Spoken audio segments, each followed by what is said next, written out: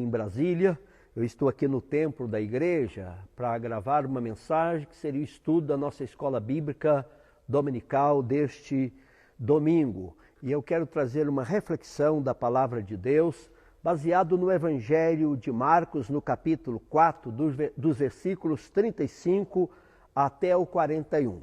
Eu vou ler a passagem para depois nós fazermos a meditação nesse texto. Diz o texto sagrado: naquele dia, sendo já tarde, disse-lhe Jesus: passemos para outra margem. E eles, despedindo a multidão, o levaram, assim como estava, no barco, e outros barcos o seguiam. Ora, levantou-se grande temporal de vento, e as ondas se arremessavam contra o barco, de modo que o mesmo já estava a encher-se de água. E Jesus estava na popa, dormindo sobre o travesseiro, e eles o despertaram e lhe disseram: Mestre, não te importa que pereçamos? E ele, despertando, repreendeu o vento e disse ao mar: acalma-te, emudece. O vento se aquietou e fez-se grande bonança. Então lhes disse: por que sois assim tímidos? Como é que não tendes fé? E eles, possuídos de grande temor, diziam uns aos outros: que é este que até o vento e o mar lhe obedecem? Queridos, esta passagem é descrita pelos três evangelistas sinóticos, por Mateus, Marcos e Lucas. Mateus capítulo 8, 23 a 27, Lucas capítulo 8, 22 a 25 e o texto de Marcos que lemos, capítulo 4, 35 até o 41. E nós podemos dividir essa passagem em três partes, ou quatro partes. A primeira, a crise dos discípulos, que vai aqui do versículo 35 até 37. A segunda divisão, o clamor dos discípulos, que está no versículo 38. E a terceira divisão, Jesus acalmando o mar, versículo 39. E por último, a reação dos discípulos, que está descrita no versículo 41. No texto há quatro interrogações, duas dos discípulos e duas de Jesus. Nós vamos estar analisando as quatro interrogações e vejamos o que elas nos ensinam, o que elas nos revelam. A primeira exclamação ou interrogação dos discípulos é esta: Mestre, não te importa que pereçamos? Essa palavra pereçamos é a palavra polemi, a palavra grega. Ela significa: não importa que estejamos perdidos, arruinados, entregues à morte. E essa primeira interrogação dos discípulos revela a ignorância deles de quem de fato é o Senhor Jesus. Eles já tinham presenciado vários milagres do Senhor Jesus. Aqui no Evangelho de Marcos, no início do Evangelho de Marcos, já começando lá no primeiro capítulo, nós encontramos Jesus curando, libertando um endemoniado. Depois encontramos a cura de uma pessoa em Cafarnaum. Depois Jesus liberta um leproso da sua lepra, ele cura mais um paralítico. Depois diz o texto sagrado que Jesus cura a própria sogra do apóstolo São Pedro e realiza vários milagres à vista dos seus discípulos. E depois então de dar várias instruções aos seus discípulos, ele chama os discípulos a atravessar o mar da Galileia, o mar de Genezaré. E o texto sagrado diz que Jesus está então à popa daquele barco, ali num travesseiro, dormindo, quando vem esta grande tempestade, grande vento, fúria contra o mar da Galileia. E a palavra de Deus diz que as águas já entravam dentro daquele barco. E os discípulos, então, apavorados, exclamam dizendo: Mestre, não te importa que pereçamos? Esta interrogação dos discípulos, queridos, revela a ignorância dos discípulos de quem de fato é o Senhor Jesus. Ele já tinha presenciado o poder de Jesus na libertação dos endemoniados, na cura dos enfermos, na libertação dos leprosos, na cura de paralítico, mas eles ainda não entendiam de fato quem era o Senhor Jesus Cristo. existem centenas e milhares de pessoas que já ouviram falar a respeito de Jesus, de milagres que Jesus fez, mas ainda não conhece de fato quem é o Senhor Jesus. E esta interrogação que revela a ignorância dos discípulos sobre de quem de fato é o Senhor Jesus, isto acontece com centenas e centenas e milhares de pessoas. Algumas, infelizmente, não sabem nada a respeito do Senhor Jesus. Alguns provavelmente nunca ouviram nem falar o nome de Jesus. Não é o nosso caso na nação brasileira, onde todos já ouviram falar de Jesus. Mas será que já sabem de fato quem é o Senhor Jesus? Até onde vai a sua graça? Até onde vai o seu poder maravilhoso?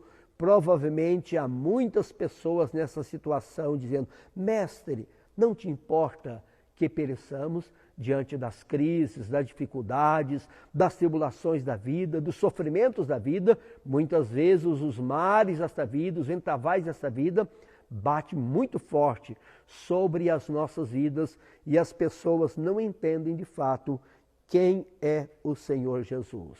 A segunda interrogação do texto, que está no versículo 40, na parte A, Jesus interroga os discípulos: por que sois assim tímidos? Esta palavra tímido, a palavra grega deloi, que significa por que vocês são tão medrosos? Interessante que em Apocalipse capítulo 21, versículo 8, a mesma palavra é traduzido quanto aos covardes, depois os incrédulos, abomináveis, aqueles que não herdarão o reino de Deus. Por que vocês são tão medrosos? Por que vocês são tão tímidos, tão covardes? E esta interrogação do Senhor Jesus revela a necessidade da fé para enfrentar as crises desta vida. O Senhor Jesus, sabendo de tudo, conhecendo tudo, ele levou os seus discípulos a essa experiência para testar até onde ia a fé dos discípulos de Cristo Jesus. E necessitamos de uma fé no Senhor, não apenas para expulsar os demônios, para curar as enfermidades, para purificar os leprosos, mas uma fé em Cristo Jesus que é poderoso para dominar a própria natureza. Então, esta interrogação de Jesus revela a necessidade da fé, uma fé viva em Cristo Jesus para superar, para vencer as crises, as tribulações da nossa vida aqui na terra. A terceira interrogação está ainda no versículo 40, na parte B, quando Jesus pergunta: como é que não tendes fé? Pistins, a palavra para fé, significa confiança. No Evangelho de Lucas, Jesus pergunta: onde está a vossa fé? E esta interrogação revela então a necessidade do crescimento na fé. Nós precisamos desenvolver a nossa fé. A fé é comparada na Bíblia como uma semente, um grão de mostarda. É muito pequena a semente, mas há vida nela. E a fé precisa ser desenvolvida. A fé precisa ser aumentada. Ela precisa crescer. Por isso que o apóstolo São Pedro, na sua segunda carta, no capítulo 1, a partir do versículo 4, ele disse: associai com a vossa fé a virtude, com a virtude o conhecimento, com o conhecimento o domínio próprio, com o domínio próprio a perseverança, com a perseverança a esperança, com a esperança a fraternidade, com a fraternidade o amor. Porque se estas coisas existirem em vós e em vós aumentarem, fazem que não sejais nem infrutíferos no pleno conhecimento de nosso Senhor e Salvador Jesus Cristo. Então a nossa fé precisa ser cultivada com a bondade, cultivada com o poder de Deus, cultivada com a perseverança, com a esperança, com a fraternidade, com o amor. A fé precisa ser desenvolvida na nossa vida. Onde está a vossa fé? Como é, disse Jesus, que não tendes fé? A fé era apenas ainda vendo que Jesus era poderoso para libertar os endemoniados. Quem é este que até os demônios lhe obedecem. Vendo, tendo fé que Jesus podia purificar um leproso, mas eles ainda não entendiam que Jesus tinha autoridade e poder sobre todas as coisas. Há uma grande necessidade, queridos irmãos, de desenvolver a nossa fé no crescimento do nosso Senhor e Salvador Jesus. A última interrogação do texto está no versículo 41, quando os discípulos interrogam: quem é este que até o vento e o mar lhe obedecem? Essa palavra para obedecer, a palavra grega hipokou, quer dizer, quem é este que até o mar escuta, até o mar atende a sua voz? E esta interrogação dos discípulos revela o interesse dos discípulos de saber, de conhecer de fato quem é Jesus. Quem é este que até o mar lhe obedece? Meditando nesse texto, eu fiquei pensando depois nas afirmações dos apóstolos de Cristo Jesus. Primeiramente, o próprio Pedro, que estava no barco, quando Jesus perguntou aos discípulos: que dizem os filhos do homem ser o Filho de Deus? Então, eles disseram: uns dizem que o Senhor é Elias, outros Jeremias, outros alguns dos profetas. Mas Jesus dirige a pergunta aos discípulos: mas vocês, quem dizem ser o Filho do homem? E Pedro diz: tu és o Cristo, o Filho do Deus vivo. Quem é este que até o mar lhe obedece? Eles entenderam que Jesus é o Filho do Deus vivo. Mateus pôde escrever no final do seu evangelho as palavras de Jesus, quando Jesus disse: toda autoridade me foi dada nos céus e na terra. Mateus entendeu que aquele é o que possui toda autoridade nos céus e na terra. Quem é este que até o mar lhe obedece? João pôde escrever mais tarde dizendo que ele é o Verbo de Deus. No princípio era o Verbo estava com Deus e o Verbo era Deus. Todas as coisas foram feitas por meio dele e sem ele nada do que foi feito se fez.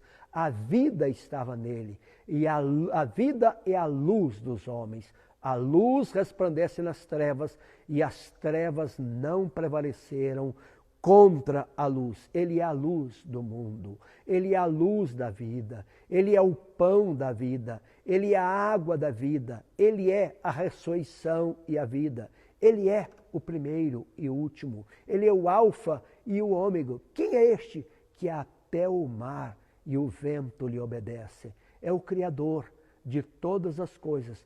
Todas as coisas foram feitas por meio deles. Ele é o Verbo de Deus que se encarnou e veio habitar aqui entre nós, cheio de graça e de verdade. Ele é o Cordeiro de Deus que tira o pecado do mundo e que pagou com a sua própria vida na cruz do Calvário o preço da nossa salvação, da nossa redenção. Interessante, quando o grande perseguidor da igreja, Saulo de Tarso, respirando ameaça para maltratar os cristãos, teve um encontro com Jesus no caminho de Damasco, quando a luz mais forte do que o sol ao meio-dia brilhou sobre o apóstolo, ele perde a sua visão e exclama: quem és tu, Senhor? E a voz disse: eu sou Jesus, a quem tu persegues. Paulo pensava que estava perseguindo um grupo de pessoas, seguidores de uma seita, a seita do Nazareno, mas ele não sabia de fato quem era o Senhor Jesus. Quem és tu, Senhor? E Jesus se revela para aquele apóstolo e mais tarde ele tem um arrebatamento espiritual, onde é levado até o terceiro céus, a presença do Senhor. E ele pôde ver Jesus em toda a sua glória, em toda a sua plenitude, em toda a sua majestade. E aquele homem então torna-se um proclamador do Evangelho, um proclamador de Jesus Cristo como Filho bendito de Deus, que sendo Deus, não julgou como usurpação ser igual a Deus, antes esvaziou-se, assumindo a forma de um servo e tornou-se obediente até a morte e a morte de cruz.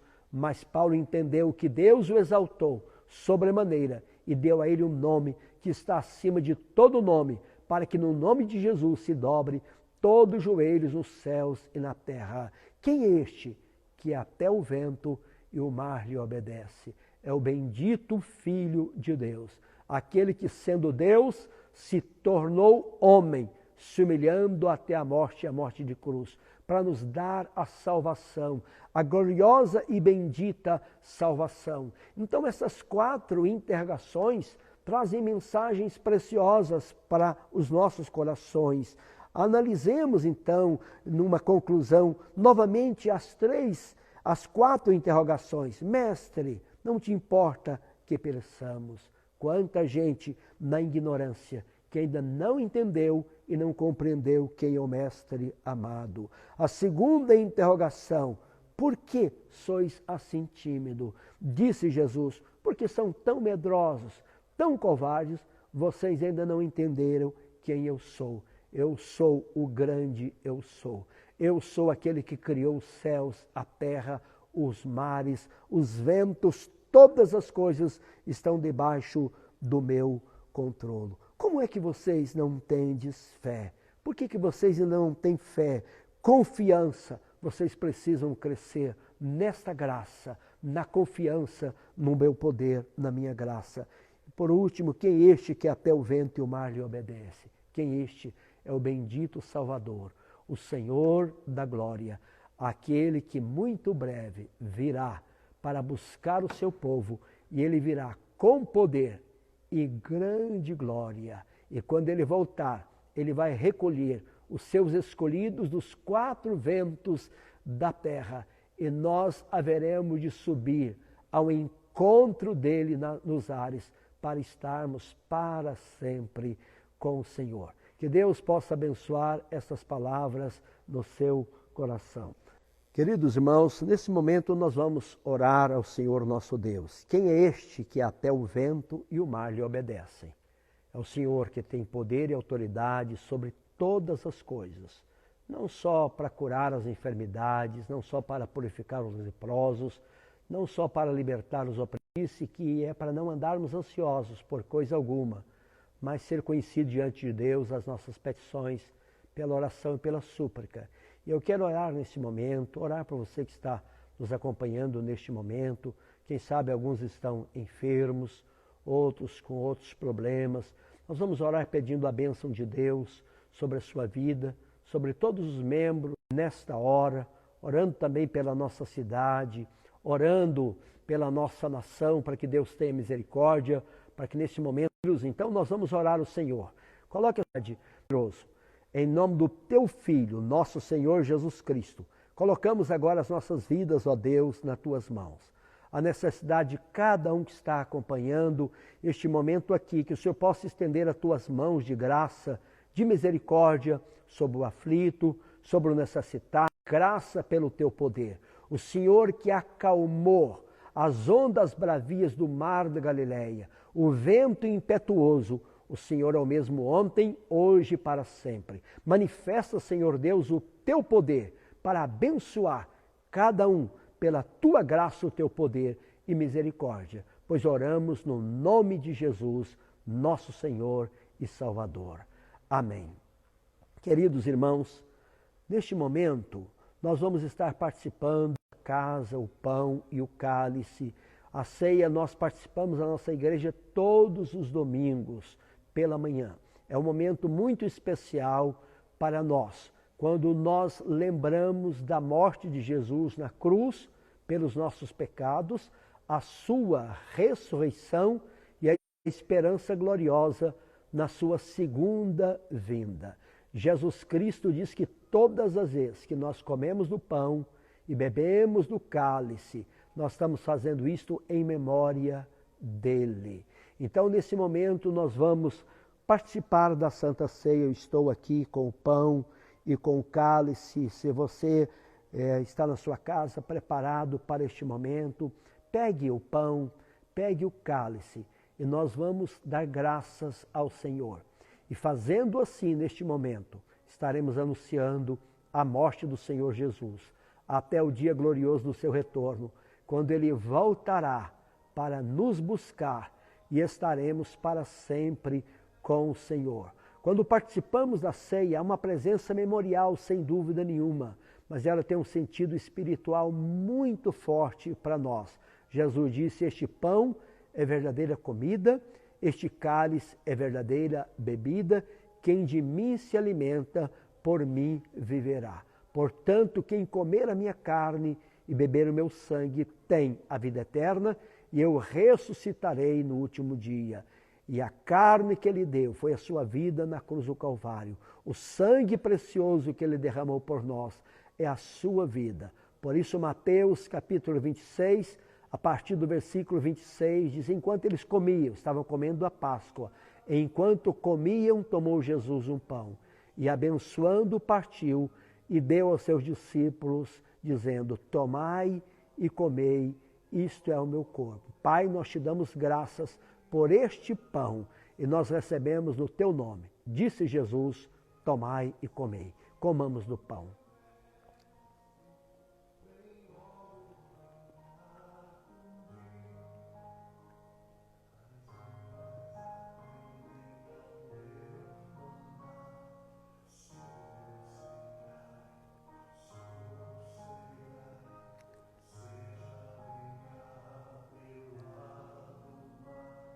Após haver ceado, tomou Jesus um cálice e, tendo dado graças, o deu aos seus discípulos, dizendo: bebei dele todos, isto é o meu sangue, o sangue da nova aliança, derramado em favor de muitos, para a remissão de pecados. Pai, nós te damos graças por este cálice.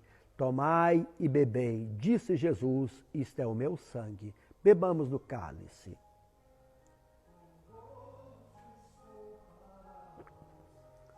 Pai querido, nós te agradecemos pela vida do teu Filho, o Senhor Jesus, o Cordeiro de Deus, que tira o pecado do mundo. Te louvamos, ó Pai, porque Jesus Cristo, com a sua vida, pagou lá na cruz o preço da nossa redenção, da nossa salvação. Nós bendizemos o teu santo e glorioso nome. Muito obrigado, ó Deus, em nome do teu Filho, nosso Senhor Jesus Cristo. Amém. Queridos irmãos, que Deus abençoe você, e nós estaremos ainda fazendo breves mensagens durante a semana para nossa reflexão, para nossa meditação, e domingo nós faremos novamente o nosso momento aqui de estudo da Palavra de Deus. Eu espero que esta mensagem tenha abençoado o seu coração, dando para você força, alento para venceres os reveses desta vida. Que Deus te abençoe em nome de Jesus, e que a graça de nosso Senhor e Salvador Jesus Cristo, o grande amor de Deus, o nosso Pai, seja com você, com a sua casa, com a sua família, agora e sempre. Amém. Amém.